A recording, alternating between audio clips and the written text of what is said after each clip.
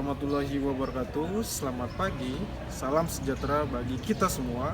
Semoga di kesempatan pada pagi hari ini kita semua dalam keadaan sehat. Nah, anak-anakku sekalian, kembali lagi bersama saya pada hari ini. Nah, sebelum kita masuk ke pembelajaran pada hari ini, ada baiknya kita mulai dengan berdoa. Berdoa menurut agama dan kepercayaan masing-masing. Marilah kita berdoa, doa dimulai. Doa selesai. Nah, minggu lalu kita sudah selesai dalam materi penyimpulan teks berita. Hari ini kita akan masuk tentang teks tanggapan terhadap isi berita.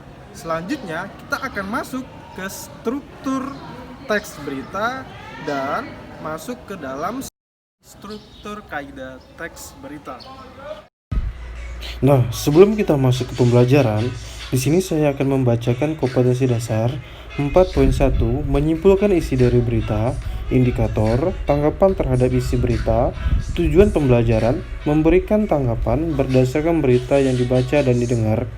Kompetensi dasar 3.2, menelaah struktur dan kebahasaan teks berita, indikator, mengidentifikasi struktur teks berita, mengidentifikasi kaidah kebahasaan teks berita. Tujuan, mampu menelaah struktur dan kebahasaan teks berita. Sekarang kita masuk di materi pertama hari ini, yakni tanggapan terhadap isi berita. Tanggapan adalah sambutan terhadap hal, peristiwa, masalah, ucapan, pendapat, atau gagasan berupa kritik, komentar, atau yang lain. Tanggapan dapat berupa pernyataan setuju, tidak setuju, atau penolakan, atau sanggahan, suka tidak suka, saran, solusi, atau tambahan pendapat. Tanggapan yang dikeluarkan harus bersifat objektif dan disertai dengan alasan yang logis. Nah, anak-anakku sekalian, ini merupakan tanggapan terhadap isi berita. Selanjutnya, ada beberapa hal yang harus diperhatikan ketika menyampaikan tanggapan, yaitu pertama, tanggapan harus berhubungan dengan masalah yang sedang dibicarakan. 2. Tanggapan dapat mempercepat pemahaman masalah.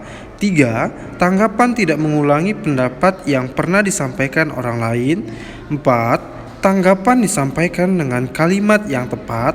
5. Tanggapan disampaikan dengan sikap terbuka dan sopan. Berikutnya, tanggapan dalam berita berupa persetujuan, penolakan atau sanggahan, saran atau solusi. 1. Persetujuan adalah tanggapan yang diberikan terhadap artikel atau berita atau informasi sesuai dengan hati dan pikiran.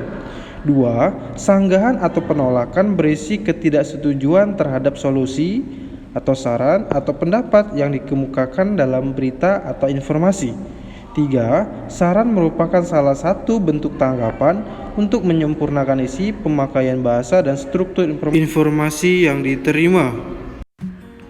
A. Kalimat persetujuan, ciri-ciri, dan kalimat persetujuan disampaikan dengan cara-cara sebagai berikut.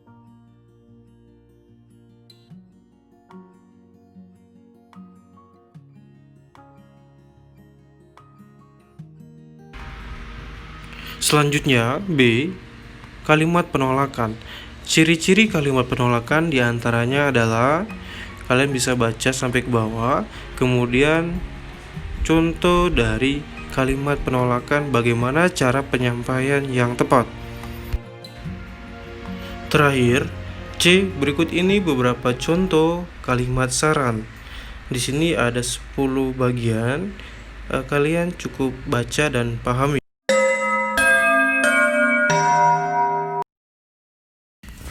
Berikut gambaran dari piramida terbalik struktur teks berita. Pertama ada judul, kemudian kepala berita atau head, tubuh berita atau body berita, kemudian terakhir adalah bagian ekor. Nah, di sini kalian bisa perhatikan dan pahami dengan jelas. 1. Kepala berita atau lead. Bagian paling atas adalah lead atau kepala berita, merupakan puncaknya. Pada urutan paling puncak yang menempati derajat prioritas utama, pentingnya informasi ini. Wartawan harus menuliskan informasi utama. Setidaknya, pada bagian ini wartawan harus menjawab sebagian besar unsur 5W+1H. 2. Tubuh berita. Pada tubuh berita memuat informasi yang penting. Tubuh berita menyajikan peristiwa dan kronologis yang terjadi. Maka dari itu, pada tahap ini menjawab pertanyaan bagaimana dan mengapa. Namun, ada pula berita yang mencantumkan kapan, siapa, dan di mana pada bagian ini. Ketiga, ekor berita. Ekor berita ialah berisi tentang informasi yang kurang penting. Biasanya, ialah berupa uraian dari tubuh berita. Kamu akan mudah menemukan ekor berita, karena letaknya berada di paragraf paling akhir. Berikut ini adalah contoh teks berita dari mulai kepala berita, tubuh berita, dan ekor berita. Nah, di sini anak-anakku sekalian bisa memperhatikan bentukan pola kalimat ataupun struktur dari berita, dimulai dari kepala, tubuh, dan ekor berita. Selanjutnya, kita masuk di struktur kaidah kebahasaan teks berita. Ada 6 poin. 1. Penggunaan bahasa bersifat standar atau baku. Kedua, dalam teks berita bahasa yang digunakan biasanya merupakan perpaduan kalimat langsung dan kalimat tidak langsung. 3. Penggunaan konjungsi bawah yang berfungsi sebagai penerang kata yang diikutinya. Keempat, penggunaan kata kerja mental atau kata kerja yang terkait dengan kegiatan dan hasil pemikiran. 5. Penggunaan fungsi keterangan waktu dan tempat sebagai konsekuensi dan perlunya. 6. Penggunaan konjungsi temporal atau penjumlahan. Ya, anak-anakku sekalian, kita sudah selesai membahas tentang materi bagaimana cara menanggapi teks berita. Kemudian kita juga sudah selesai bagaimana cara mengetahui kaidah kebahasaan teks berita. Terima kasih, semoga Bapak harapkan kalian semua sudah mengerti dan memahaminya. Nah, setelah ini nanti akan ada tugas selanjutnya. Bapak harapkan kalian dapat menjawabnya dengan baik dan benar. Terima kasih. Baiklah, untuk mengakhiri kegiatan kita pada hari ini, berdoa menurut agama dan kepercayaan masing-masing. Doa dimulai. Doa selesai. Terima kasih. Assalamualaikum warahmatullahi wabarakatuh.